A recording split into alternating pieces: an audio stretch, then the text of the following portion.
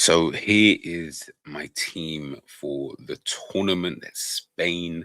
How far will they go? Let's wait and see. To me, they have one of the best coach teams, I would say. I won't say they have the best team because I do believe that is reserved for France, and I'm not going to take that away from the French team.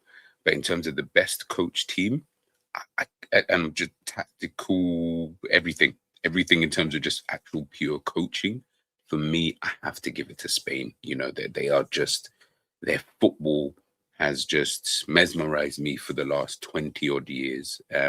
It's the best football I've ever seen in my life. Even now, till today, I still watch the way that they play and the things that they're trying to do. Even when they had Luis Enrique as the manager, I understood what he was trying to do. It just didn't really work out, for him in a general sense. This is obviously the Spanish squad, as you guys can obviously see here. Um, no one in there that I'm looking at currently and thinking to myself, yeah, this isn't a good pick. For example, I think they've picked quite well, as best as they possibly could. I look at that midfield and Pedri, Fabian Ruiz, Zubimendi, even Gavi's been able to make it. Rodri, Alex Baina as well, Atletico Madrid making that move from Villarreal. Mikel Marino as well missed quite a lot of football with Arsenal towards the back end, but he's such an important player. Making those late runs into the box. I mean, the attack. Williams, Lamine Yamal in there, Ferran Torres, I think deservedly so. Yeremy Pino had a bit of an indifferent season with Crystal Palace, but might be in his element with Spain. Dani Olmo in there as well. So, yeah, I mean, the defense, Cucurella, Grimaldo, Kubasi, Laporte, yeah, Marcos Llorente, Pedro Porro, even the goalkeeper situation. I think that's going to be the most interesting thing is who does he play in goal? David Raya, technically on form, one of the best goalkeepers in the world. But Juan Garcia, also Unai Simon, also, not in terms of like the best goalkeepers in the world, I wouldn't put them there. But I would definitely say that they might fit what Spain are trying to do more than a David Raya, who I just don't feel fits the way that Spain play. But you almost can't leave him out because he had such a good season and he's had a good couple of seasons. I just don't think he plays in the same kind of way. Um, always looks like he's just not that comfortable in possession. I'm going to be honest with you. I think he's okay, but Spain probably need more than okay. They probably need a goalkeeper who is ultra confident. If I'm being totally honest with you. So yeah, it's going to be interesting to kind of see what they do there. I mean, winners 2010. The last couple of tournaments, they haven't been that good. Group stage exits, round of 16 exits, it's just not really been that great for Spain, if I'm being honest with you, in the last three tournaments, three World Cups anyway. Won the Euros, so they're the best team in the world, in my personal opinion, at this moment in time.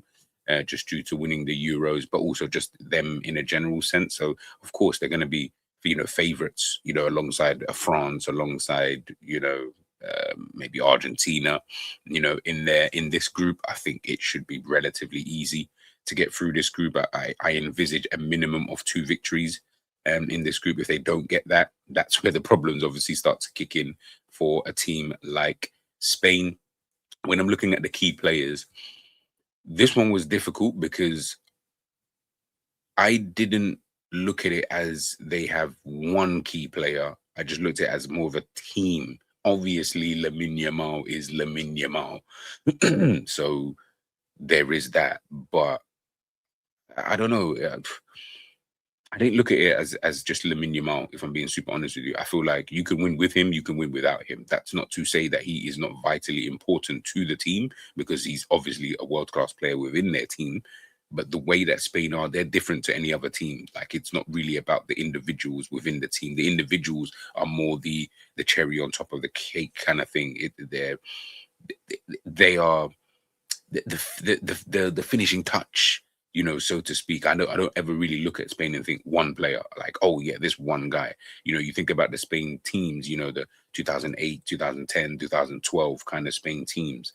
When I look at those teams, Xavi, Iniesta, Busquets, Alonso, Who else want to throw in there? David Silva. You had Juan Mata, Torres, Villa, Puyol, PK, Ramos. It's an entire team, but individually, all of those players are back then anyway. They were all world class, and in this team, you've still got Rodri, you got Pedri, Ruiz. That midfield is probably the best alongside Portugal, one of the best midfields out there. Obviously, Yamal, Ferran Torres had a really good season.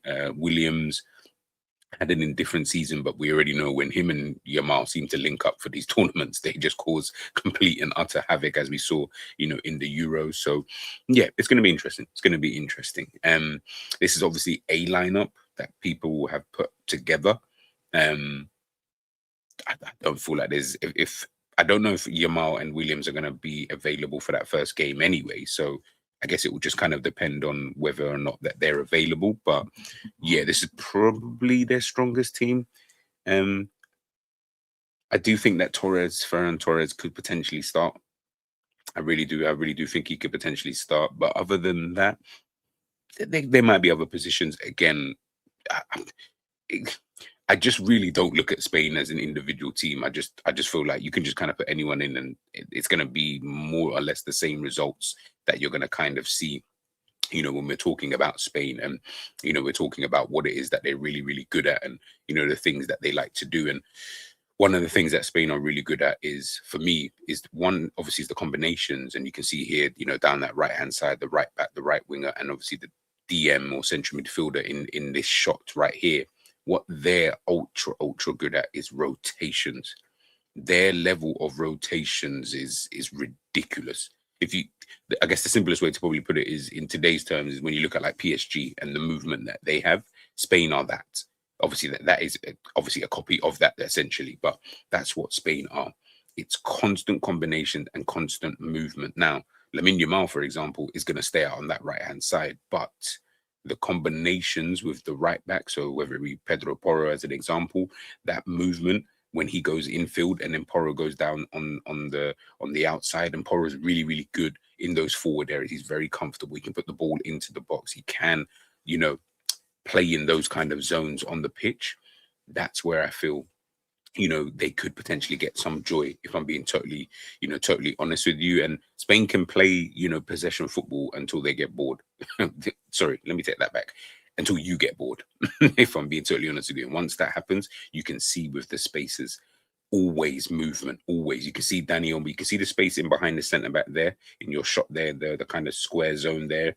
The player on the ball on that right hand side, he's already thinking that ball can go in behind. That movement, because sometimes teams are not really tracking that. You can see their kind of backline is already a little bit janky as it is in terms of how it's kind of staggered. That ball in behind, you're probably thinking that other player's offside. Don't worry about that.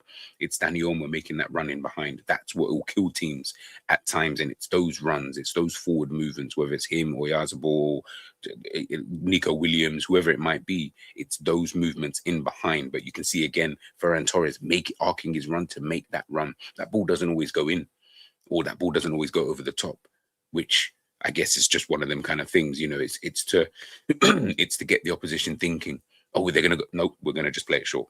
We're just gonna play it short. You've got the two of them up front there in this shot, in this sequence at this moment in time. It's almost like playing as two strikers. One of them's gonna drop deep for the ball. Once he dropped deep for the ball, you could do one of two things. You can obviously just play the ball in behind, which I guess most teams will probably think to do in this kind of position. Or what you could do is, I think that's Danny Olmo just in front there as an example. Let's say he's the attacking midfielder in this shot. Danny Olmo with the ball. That ball can get popped into him. And then once it gets popped into him, then you've got a choice of the other striker who then drops deep again to be able to pick up the ball. And then the other striker can still make that run. And then it could just be movements from there. So again, a slow pattern for the exact same result. Ultimately, you could just go straight into, the striker, over the top. So it kind of does just depend, if I'm being honest, on what it is Spain want to do within these kind of situations. But again, it's one of those kind of things. I mean, so if that ball, for example, if Pedri's got that ball there on that kind of right central midfield position, you've got the striker here who's going to potentially be making that run. You've got this other striker, whoever that might be. It could be a Danny Olmo as an example, right? Or Ruiz in this situation. He could just drop deep, for example. Let's put this player here. Let's put this player there. So he could drop deep to pick up that ball here. Once he does that, as an example, that striker is still going to make that run. He's still going to make that movement, and then you obviously got your Williams and you got your Lamine Yamal to obviously make those infield runs, or Lamine Yamal might just stay here, and they could potentially just stretch the play and have that, because once you start doing things like that, you're leaving really, really big gaps. And once you start leaving gaps, yeah, that's when problems start to occur for the opposition teams. But again, this is where Spain can really have some fun, have some joy in what they're trying to do. More often than not, as I mentioned before, when Spain are obviously in possession, their centre backs will obviously try and get themselves forward. They'll obviously push forward with the ball, and you can see here the kind of formation of 4-1. It's like 1, 2, 3, 4, 5. I mean, well, 4. I say 3, 1, 5, whatever that is. Do you know what I mean? But you can see that they've left that central midfielder on an island by himself, essentially. So they've got the 4 or 5 attackers in front of him with the striker just ahead. Still got that triangle with the striker and the 2 attacking midfielders in this sequence here. And you've got that 1 lone guy. Now, that could cause problems going the other way if the opposition gets the ball. But in possession, because Spain are so good at keeping the ball, that shouldn't cause too much of an issue. Again, it's going to happen against certain teams, especially teams that may catch you off guard. But again, it's just one of those kind of things that risk versus reward, but their risks aren't as high as I would like to believe, if I'm being totally honest with you. And I think the aggressiveness of Spain's back line, I think that's where I'm looking at Spain and thinking, this could potentially cause its own problems. Spain do like to push, and once they do push, at times you can leave that space in behind. And once you leave that space in behind, that could obviously cause problems. When they do have goal kicks and things like that, Spain, as we know, they want to play out from the back. Now, probably the best team at doing so, but that can cause its own problems, because the ball really needs to move really, really quick in those kind of situations. If they're getting pressed and if they're getting harassed and they lose that ball, obviously the opposition team is in on goal. One of the things that I saw in I think it was the game against Georgia, is that Georgia kind of went kind of man to man almost. So you think of it here. So when, let's see, where's the ball at the moment? Okay, so let's say goalkeeper's got the ball and it's a goal kick. You got your 2 centre backs, and what they do is they split really, really wide. And I do mean it's probably about, let's maybe push that in, let's say edge of the box here, right? So they split really, really wide. You've got your fullbacks who are already up here. So what Georgia were doing is they were doing this. So you'd have your thing here. It's very, very wide, very, very wide. There has to be these gaps here. Have to be these gaps where they will leave one person. But what Georgia were doing, they were doing this. So once they started doing that, you've got a Pedri who may drop in, you've got a Rodri who may drop in, and then obviously Ruiz or whoever that is. But because they were all going man to man, it did make it just that little bit difficult, which is obviously where you then need your forward player, whether it be Lamine Yamal, whether it be Nico Williams or Ferran, or whoever it is on those wings. You do need them to almost kind of drop in. Yes, you could say you've got a spare man here, but once that kind of happens, if this guy decides he wants to leave that space, again, this is where the problems come into it, because Spain wanted to play that ball into here. But if you play that ball into here, obviously he's going to get pressed. Yes, you could potentially play your way out of it quickly, but if not, that ball obviously went straight into the right back. So Pedro Porro is an example. Now, if that ball goes into here, it needs to move at ultra lightning pace to get from Pedri into a Yamal, for example, and then the team can kind of move forward, and then you can start getting players into other positions and then being able to play there. Also, it can help in those situations if that then happens, because then the opposition might be a little bit caught off guard in terms of how quick that ball has gotten from back to front, and where you thought you were able to press them, they're now in on your goal. And when you've got players with the individual quality, like a Lamine Yamal, for example, that's where those kind of situations can obviously come to your aid, so to speak. But like I said, with Spain, it is more just about the rotations. It is more about what it is that they can do on and off the ball, how they kind of move, where you've got certain players positioned into certain areas, certain zones, sorry, off the pitch. That's where I think Spain are going to hurt teams the most in this tournament. Whether they're going to have the depth going forward, I am a little bit like, we'll have to kind of wait and see. I think they're going to need to have their best 11 out for the majority of that tournament. But again, there are certain players who can just come in and it is almost plug and play.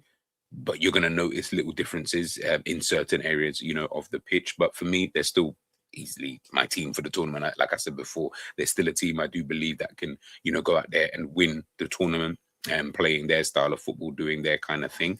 Whether they can do that, I don't really know. Yeah, I don't have them as numero uno, because I still think that that'll be a France. But with the way that Spain play, I feel like they could potentially get there, but we'd have to wait and see. We'd have to wait and see. But let me know your thoughts in the tournament for Spain. Let me know where you believe that they're going to finish at the end of this. Do you think, that they're going to flatter to deceive? Do you believe that they've got the minerals to go all the way in this tournament? Let me know your thoughts in the comment section, people, and I'll catch you guys soon.